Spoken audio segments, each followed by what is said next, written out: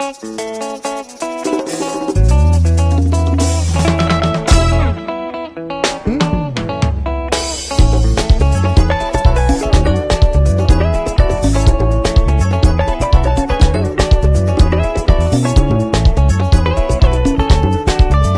Seigneur soit loué ce matin et nous lui rendons grâce pour le privilège de nous retrouver encore autour de sa parole. Nous sommes toujours dans les serviteurs fidèles que nous retrouvons dans Romains chapitre 1 du verset 8 au verset 15. Et nous avons dit que Paul nous donne 9 marques, 9 traits caractéristiques du serviteur fidèle. Si vous vous souvenez, au verset 8, nous avons dit que le serviteur fidèle est reconnaissant. Au verset 9, nous avons dit qu'il est plein de sollicitude. Au verset 10, nous avons dit que le serviteur fidèle est disposé à faire la volonté de Dieu.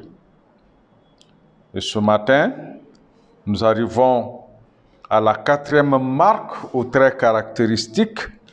Le serviteur fidèle est soumis. Et nous le voyons au verset 10. Et en fait, cette caractéristique vient tout simplement compléter la caractéristique, le serviteur fidèle est disposé à faire la volonté de Dieu. Nous lisons les versets 10 et 11, demandant continuellement dans mes prières d'avoir enfin, par sa volonté, le bonheur d'aller vers vous. Et le verset 11 que nous allons voir aussi, parce que nous allons voir une autre marque, un autre trait caractéristique, le serviteur fidèle et généreux, ça se trouve au verset 11. Car je désire vous voir pour vous communiquer quelques dons spirituels, afin que vous soyez affermis. Donc, le dimanche passé, nous avons dit que le serviteur fidèle est disposé à faire la volonté de Dieu. Nous avons vu, ou nous avons dit, que non seulement Paul a prié pour les Romains, mais il était prêt à faire partie de la réponse, à faire partie de la solution. Et j'ai dit que très souvent, nous sommes prompts à énumérer. Nous avons une longue liste, une chapelle, un chapelet plutôt, de requêtes, toutes sortes de sujets. Nous sommes prompts à critiquer, mais nous sommes peu enclins à faire partie de la solution. Nous ne sommes pas disposés à nous donner comme élément de la solution. Et je voudrais appuyer toujours ce matin ce 3e trait caractéristique en regardant toujours notre verset 10 pour dire que le serviteur fidèle est soumis. Bien entendu, il est soumis à la volonté de Dieu. Il est soumis à l'autorité de Dieu. Il est soumis à l'autorité de la parole de Dieu. Et nous devons nous poser la question de savoir qu'est-ce qu'est la soumission. La soumission, c'est l'action ou le fait d'accepter, d'obéir à une force supérieure ou à la volonté d'une autre personne, d'une autre autorité. En réalité, se soumettre signifie placer les autres avant moi. Se soumettre signifie mettre aussi les autres au-dessus de moi. Ça signifie ne pas toujours faire ce que nous voulons, mais faire ce que Dieu veut. mettre les désirs et les desseins de Dieu en avant. Les désirs et les desseins de Dieu doivent être au-dessus de nos désirs, de notre volonté. Tout simplement pour dire que la bonne volonté doit toujours être liée à la soumission à la volonté de Dieu. Nous devons nous assurer que nos désirs sont selon la volonté de celui que nous servons. Et qu'est-ce que nous servons? Nous avons dit que nous servons Dieu. Donc nous devons nous soumettre à Dieu, nous devons nous soumettre à sa volonté, celui que nous servons. C'est lui l'autorité suprême. Ce qu'il a dit, c'est ce qui doit être cru, c'est ce qui doit être fait, c'est ce qui doit être obéi. Je sais que très souvent, nous pensons que la soumission est seulement de l'ordre ou du domaine spirituel. Même dans les petites choses. Et souvent, si vous avez un nouvel engin, si vous avez un véhicule, une moto, et vous êtes dans la circulation, on dit, bon, limite de vitesse, 30 km par heure. Et vous vous trouvez sur une bonne route, il n'y a aucun obstacle. Est-ce que vous allez vous soumettre en disant, bon, ma moto n'a aucun problème, mon véhicule n'a aucun problème, mais pourquoi est-ce que je vais rouler à 20 à l'heure? Mais je dois me soumettre, parce qu'il est dit, l'autorité a dit ici, il faut rouler à 20 à l'heure. J'ai l'habitude d'aller déposer des gens à l'aéroport, peut-être entre 3h et 4h du matin, et voilà, j'arrive au feu. Il n'y a personne, le feu est rouge, peut-être qu'il y a juste une personne devant moi, et quand j'arrive au feu, je m'arrête. J'attends que le feu soit vert. Il n'y a personne qui passe, personne devant, et vous voyez, je crois qu'il y a des motocyclistes ou des automobilistes, quand ils viennent, ils me trouvent arrêté au feu à 4h du matin, ils se disent, mais lui, il est fou, quoi. Il n'y a personne. Non, mais c'est une autorité qui a dit que le feu est là, il est rouge, même s'il n'y a personne. Si aucun véhicule ne passe. Quand le feu est rouge, tu dois t'arrêter. Tu dois le respecter. Tu dois te soumettre à cette autorité et tu dois continuer. Mais en fait, tout simplement pour dire que de façon générale, les hommes ont un problème avec les lois. Nous avons de la peine, de la difficulté à nous soumettre aux lois. Et ça, c'est les hommes de tous les pays, de tous les âges, de tous les continents. Ils ont de la difficulté à se soumettre aux lois. Les étudiants ont de la peine à se soumettre à leurs professeurs. Les enfants à leurs parents. Les femmes à leurs maris, etc. Et quand il n'y a pas cette soumission, c'est le chaos, c'est la zizanie, c'est le désordre. L'autorité est bafouée et rejetée. Et cette attitude récalcitrante envers Dieu, envers ses lois, envers son royaume, est tout simplement le reflet de l'état de notre cœur. Parce que notre cœur est mauvais, notre cœur est méchant. Nous ne voulons pas nous soumettre. Et reconnaissons qu'il est très difficile de se soumettre. Parce que très souvent, dans notre raisonnement, nous pensons que ça, ce n'est pas juste. Que ça, ce n'est pas vrai. Et nous ne voulons pas nous soumettre. Cependant, l'Écriture nous enseigne que par la régénération, c'est-à-dire la nouvelle naissance, opérée par le Saint-Esprit, comme chrétiens, nous possédons un esprit, une conscience renouvelée qui nous aide à obéir, qui nous aide à nous soumettre. Donc nous devons apprendre à nous soumettre. Le serviteur de Dieu, le serviteur fidèle est soumis. Et quand nous n'obéissons pas, quand nous ne nous soumettons pas, le Saint-Esprit pique notre conscience et nous incite à la repentance. Et c'est cette repentance qui apporte la conscience de notre besoin, en fait, de nous soumettre. Puisque Dieu est souverain, puisque Dieu sait tout, puisqu'il peut tout, qu'est-ce que nous devons faire? Nous devons apprendre à nous soumettre. Notre soumission n'est pas éclairée par notre compréhension de la chose. Mais notre soumission est motivée et éclairée tout simplement parce que nous voulons obéir au commandement de Dieu. Puisque Dieu est souverain, nous devons lui être soumis. Par exemple,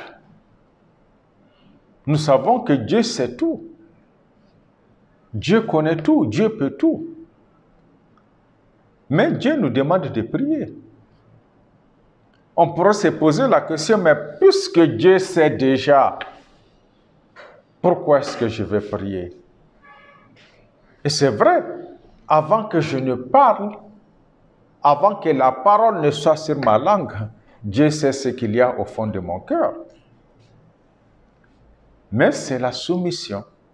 Dieu l'a dit et je dois le faire. C'est pour ça que je dois prier. Même si Dieu sait déjà tout, il connaît la réponse, mais je dois me soumettre parce qu'il a dit de le faire. C'est lui qui a dit de prier. Donc je dois me soumettre. Et en le faisant aussi, j'exprime tout simplement ma dépendance vis-à-vis de lui. J'exprime ma dépendance vis-à-vis de Dieu. Pour dire que sans lui, je ne peux rien faire. Je ne peux connaître aucun succès.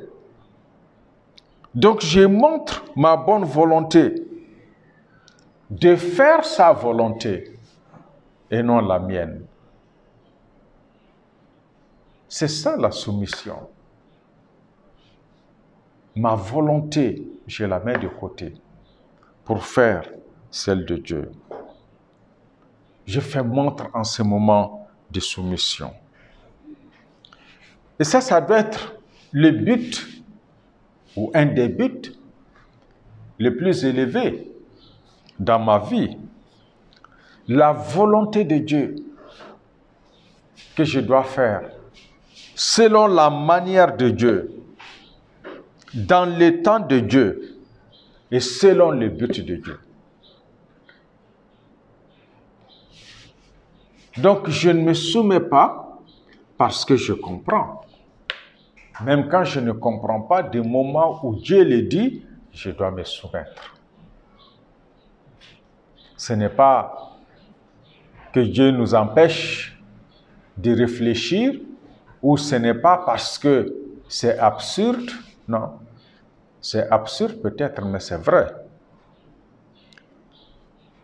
Donc, je voulais juste apporter un complément au fait d'être disposé à faire la volonté de Dieu en ajoutant cet élément, cette marque très importante qui est la soumission. Alors, nous arrivons à notre cinquième trait caractéristique ou à notre cinquième marque. Le serviteur fidèle est généreux. Nous le voyons au verset 11, le serviteur fidèle est généreux.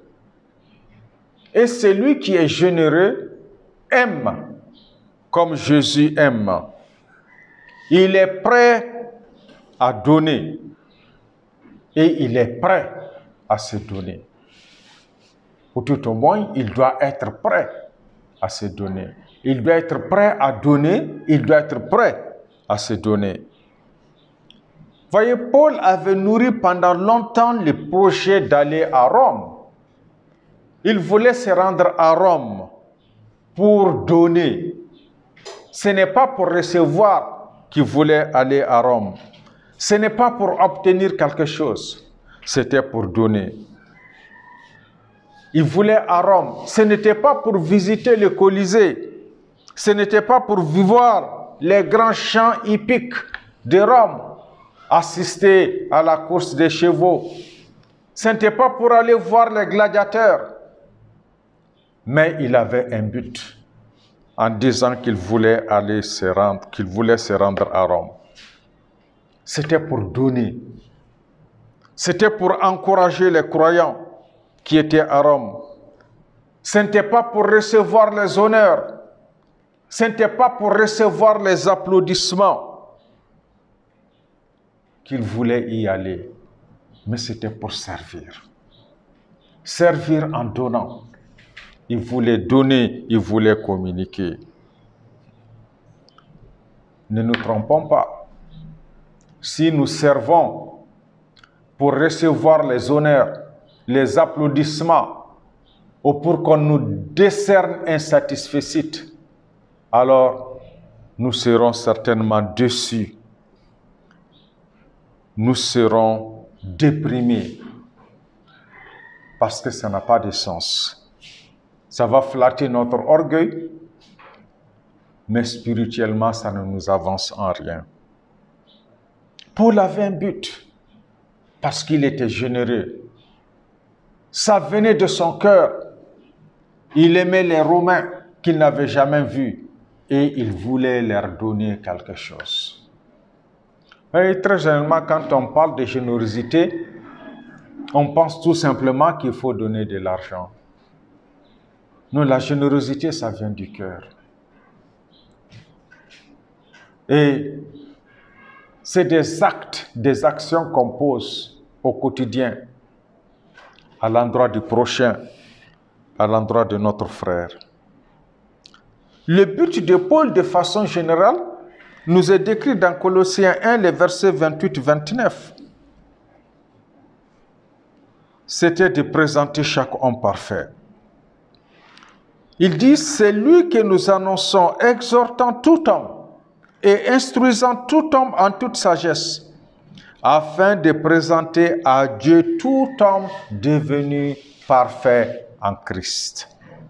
C'est à quoi je travaille, en combattant avec sa force qui agit puissamment en moi. Instruire pour que tout homme devienne parfait en Christ. C'est ce qu'il voulait communiquer. C'est ce qu'il voulait donner. Donc le cœur affectueux de Paul le rendait généreux. Il était un homme qui voulait donner. Et c'est le cas à Thessalonique. Nous lisons sous la plume de l'apôtre Paul dans 1 Thessaloniciens plutôt, 1 Thessaloniciens 2, les versets 7 à 9. Mais nous avons été pleins de douceur au milieu de vous.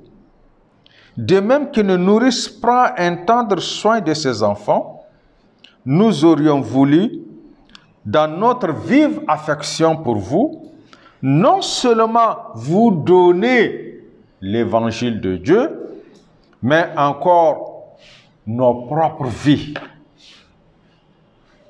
Tant vous nous étiez devenus chers. Vous vous rappelez, frères, notre travail et notre peine, nuit et jour à l'œuvre, pour n'être à charge à aucun de vous. Nous vous avons prêché l'évangile de Dieu. Il voulait donner l'évangile. Donc c'est quelque chose que vous pouvez faire. Même si vous n'avez pas de l'argent, vous pouvez être généreux en donnant l'évangile. L'évangile que vous avez reçu gratuitement, que vous pouvez donner aussi gratuitement. Et Paul a dit qu'il devait donner, ou que nous devons donner. Nous devons le faire sans égoïsme. Nous devons le faire sans contrepartie. Et ça, c'est la clé aussi pour aimer. Et il pouvait dire dans 2 Corinthiens 12, le verset 15, « Pour moi, je dépenserai très volontiers et je me dépenserai moi-même pour vos âmes. Dussé-je, en vous aimant davantage, être moins aimé de vous? Il dit qu'il était prêt, ou qu'il est prêt à se dépenser lui-même pour les âmes des Corinthiens. Paul était prêt à employer toutes ses ressources, toute son énergie pour eux, tout cela pour leur compte, pour leur bénéfice. Paul était même prêt à faire don de sa vie. Ça, c'est extraordinaire. C'est-à-dire qu'il était prêt à mourir pour eux, au besoin, bien entendu. L'amour donne. Et l'apôtre Paul dit, car je désire vous voir pour vous communiquer quelques dons spirituels afin que vous soyez affermis. Il voulait voir les Romains pour leur donner quelque chose, pour leur communiquer quelque chose. Il dit que c'était pour leur communiquer quelques dons spirituels. Quels étaient les dons spirituels que l'apôtre Paul voulait communiquer? Certainement, ce n'est pas le salut, parce que nous savons qu'ils étaient déjà sauvés. Nous le voyons un peu plus tard au verset 13. Ce n'était pas pour leur communiquer le salut, ils étaient déjà sauvés. Ce n'était pas pour leur communiquer les dons spirituels tels que nous les connaissons.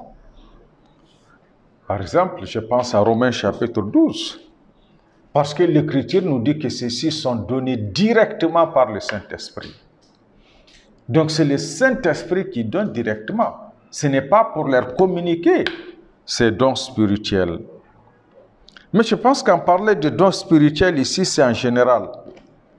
C'est pour les établir dans l'enseignement, dans la prédication, dans l'exhortation, dans la consolation, dans la direction, dans la discipline.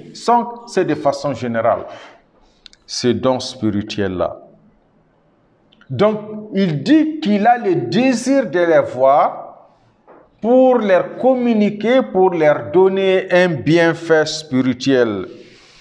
Même s'il ne précise pas de quoi il s'agit. Il est évident qu'il désire affermir leur foi. Il a déjà commencé en réalité au moyen de cette lettre dans laquelle il va expliquer avec force beaucoup de détails sur comment le croyant est déclaré juste devant Dieu. Ça, ce sont des vérités qu'il voulait leur communiquer. Et justement, cette justification, le fait d'être déclaré juste, c'est ça la justification, est un thème central de cette épître de Paul aux Romains.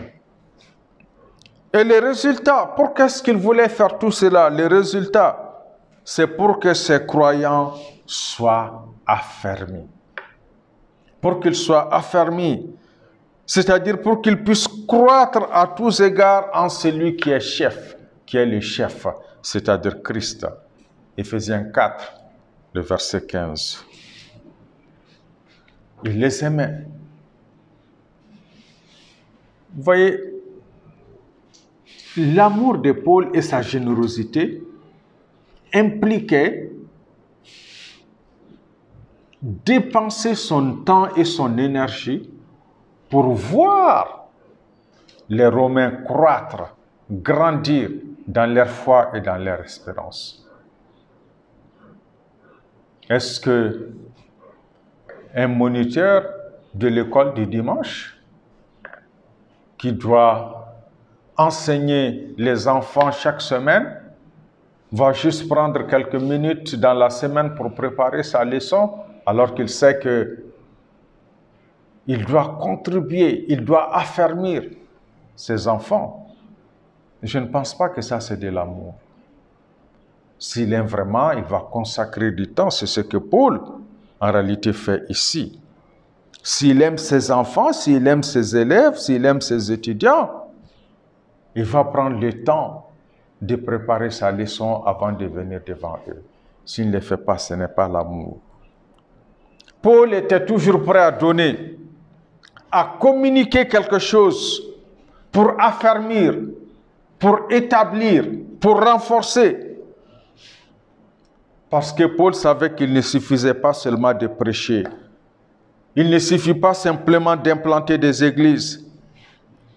Il faut aussi fortifier, affermir les croyants. S'ils ne sont pas affermis, comment pourront-ils résister aux tribulations? S'ils ne sont pas affermis, comment pourront-ils résister aux persécutions?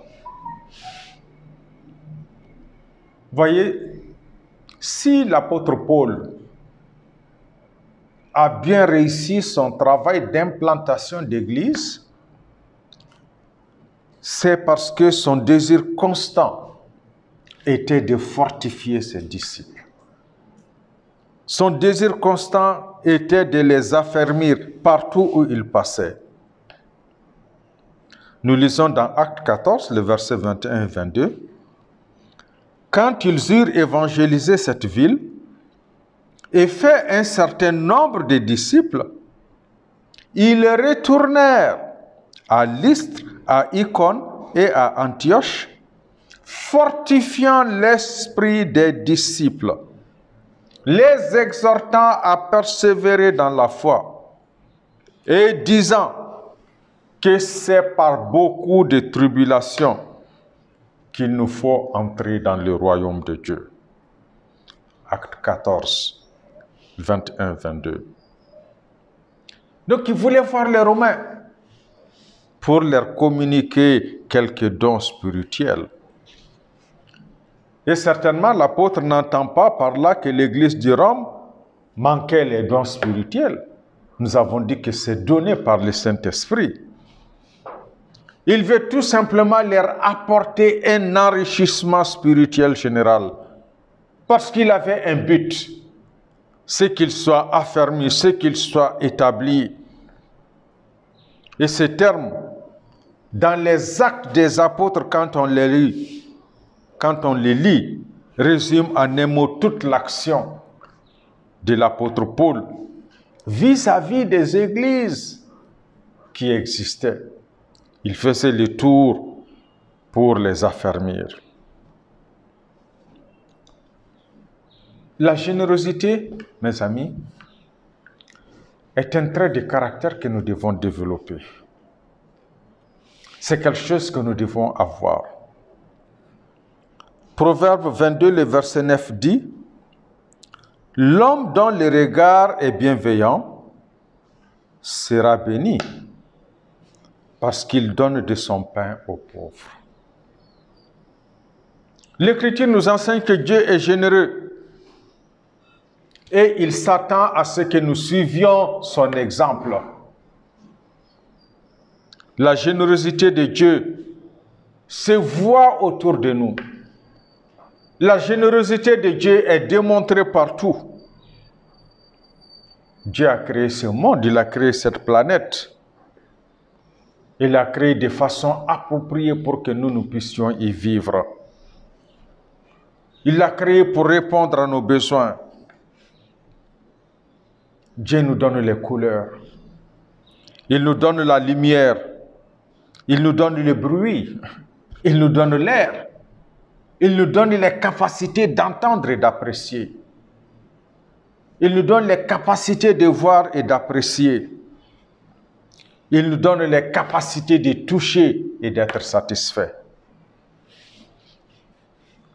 Mais nous savons que Dieu a démontré sa générosité quand il a envoyé son Fils comme sacrifice en expiation pour notre péché. Ça, c'est la générosité de Dieu. Et face à une telle générosité, nous ne pouvons dire que grâce soit rendue à Dieu pour son don ineffable. 2 Corinthiens 9, le verset 15. Nous le disons en écho ou à l'unisson avec l'apôtre Paul. Le don de Jésus à l'humanité pécheresse est le sommet, l'acte final de la générosité de Dieu envers les hommes. Nous devons être généreux. Paul voulait donner, il voulait communiquer quelque chose. Et la générosité peut être manifestée de plusieurs manières. Nous pouvons donner de notre temps. C'est la générosité. Nous pouvons donner de nos ressources matérielles. Nous pouvons donner de notre hospitalité. Nous pouvons donner de notre amitié. Tout ça, c'est de la générosité. Mais dans notre générosité, nous ne devons pas nous attendre à un remboursement, à une contrepartie. Notre récompense, nous dit l'Écriture, viendra du Seigneur. Il le fera en sa manière, selon son temps. Mais très souvent, nous voulons que cette générosité soit une contrepartie en nature, un remboursement en nature. Ça, ce n'est pas ce que Dieu dit, ni ce qu'il veut de nous. Et ce qui est intéressant, et je pense que seule la foi chrétienne l'enseigne, nous devons démontrer, nous devons exprimer, nous devons montrer de la générosité même pour nos ennemis. Je dis seule la foi chrétienne enseigne cela. Le fait qu'elle nous exhorte à aimer nos ennemis. Si quelqu'un te frappe sur une joue, présente-lui aussi l'autre. Si quelqu'un prend ton manteau, ne l'empêche pas de prendre encore ta tunique. Et si vous prêtez assez de que vous espérez recevoir, quel gré vous saura-t-on? Les pécheurs aussi prêtent aux pécheurs, afin de recevoir la pareille. Mais aimez vos ennemis, faites du bien et prêtez sans rien espérer. Et votre récompense sera grande et vous serez fils du Très-Haut.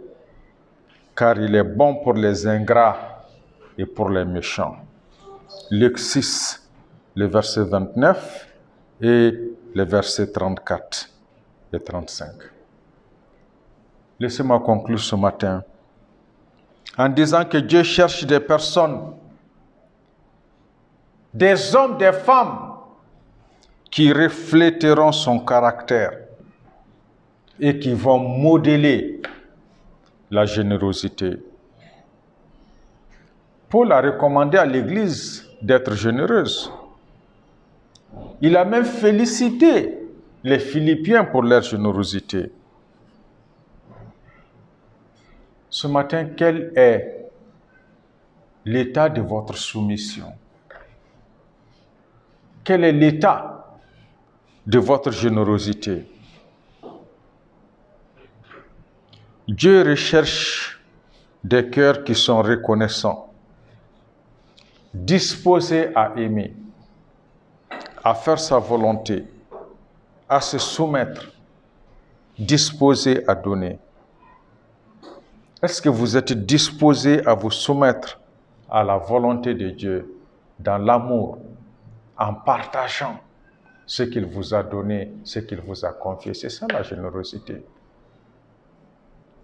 Est-ce que nous sommes disposés à être généreux envers notre prochain, à partager nos ressources, notre temps, notre énergie, nos capacités, nos aptitudes avec l'autre? Souvenez-vous que nous avons reçu gratuitement et nous devons donner en retour. Apprenons, comme l'apôtre Paul, à être généreux. Son désir, c'était d'aller voir les Romains pour leur communiquer, pour leur donner. Ce n'était pas pour recevoir. Plus tard, il va parler de recevoir. Mais pour le moment, il est dans cette phase de donner. Que le Seigneur nous bénisse ce matin. Qu'il nous aide à être soumis et à être généreux. Nous prions. Notre Dieu et notre Père, nous te bénissons et te rendons infiniment grâce. Merci pour ta parole. Merci pour l'exhortation. Nous voulons que tu nous aides à t'être soumis en toutes choses, à être généreux, comme étant l'expression de notre amour pour toi. Bénis-nous ensemble ce matin. Bénis notre pays. Bénis tes enfants où qu'ils se trouvent. Pourvois à leurs besoins. Encourage-les et motive-les dans la marche avec toi. Bénis ceux qui nous écoutent. Bénis ceux qui nous regardent. Visite-les ce matin. Pose ta main bénissante et guérissante sur ceux qui sont malades. Accorde, nous te supplions, sagesse et intelligence à ceux qui les recherchent. Nous te supplions, Seigneur, d'agir de façon puissante et profonde dans les cœurs de ceux qui ne te connaissent pas. Permets que ton peuple puisse grandir dans ta grâce et dans ta connaissance. Nous nous recommandons à ta grâce ce matin. Bénis cette semaine qui est devant nous, avec tous ces défis, avec tous ces enjeux. Nous te supplions, Seigneur, de nous protéger, de protéger ton peuple et de permettre à notre pays d'aller de l'avant. Nous nous recommandons à ta grâce et nous t'avons béni et prié dans le nom de Jésus-Christ, ton Fils bien-aimé, notre Sauveur et notre Seigneur. Amen.